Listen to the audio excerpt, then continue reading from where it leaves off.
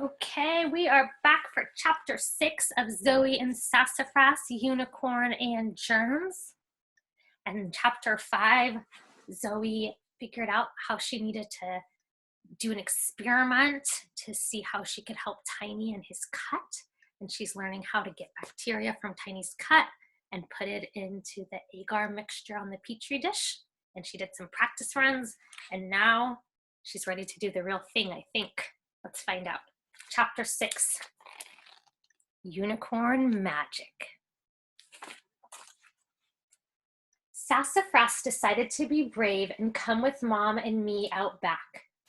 After all, it was no longer raining, and Tiny was lying down, so he seemed a little smaller. We carefully dodged puddles as we went, but Sassafras slammed to a stop before we got to Tiny. Even lying down, a baby unicorn is pretty enormous. Poor Tiny looked just awful. I tried not to think about how horrible I'd felt when my ear was infected with bad bacteria. I took a deep breath. This experiment would fix him up. Hi, Tiny.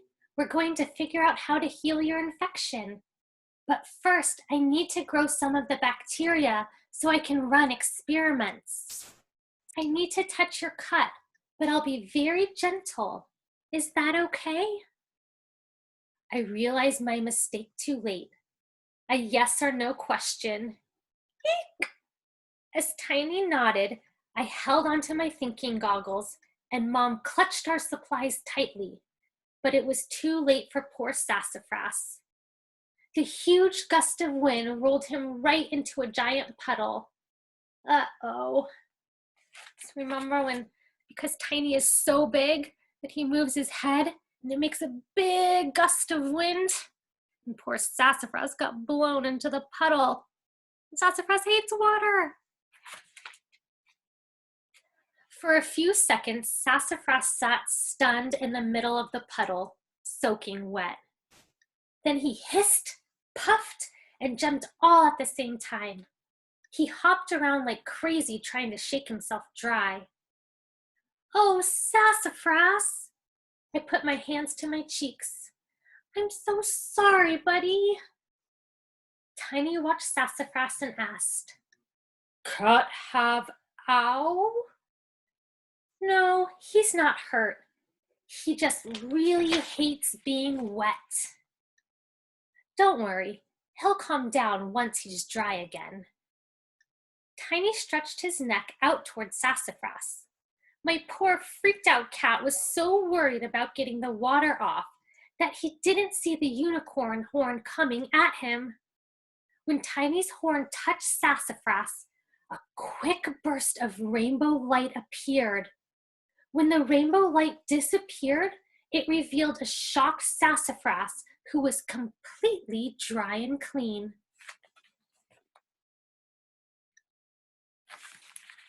Whoa! Sassafras picked up and examined each paw. Then he walked around in a circle. Meow, he asked. Tiny fix ow, Tiny explained. Sassafras blinked for a moment and then slowly walked over to Tiny. I could tell he was still a little scared, but he gently bopped his head against Tiny's enormous leg and snuggled down next to him and purred. Then it hit me.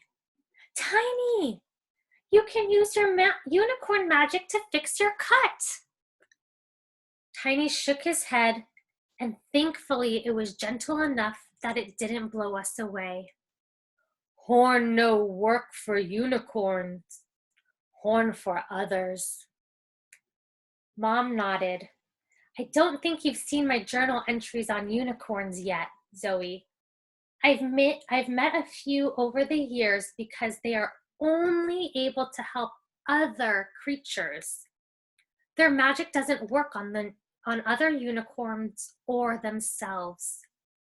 But don't worry, we'll figure out how to help Tiny. I stood up straighter. Yes, we will.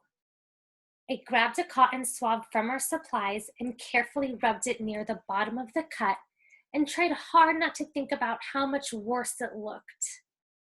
Then I rubbed the same cotton swab gently on the surface of the Petri dish.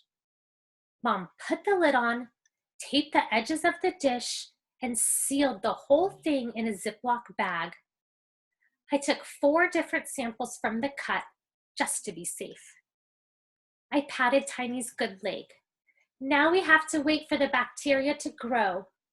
Oh, and I need to get started on my research. I've got to make a list of things that I think will get rid of this bacteria. Tiny nodded his head so weakly that it only made a gentle breeze.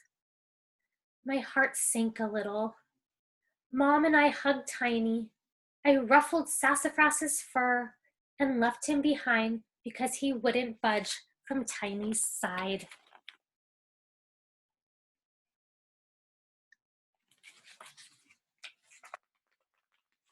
And that is the end of chapter 6. That was kind of a short chapter, but I'm looking forward to chapter 7 and if Zoe can find out what will kill that bacteria. See you next time.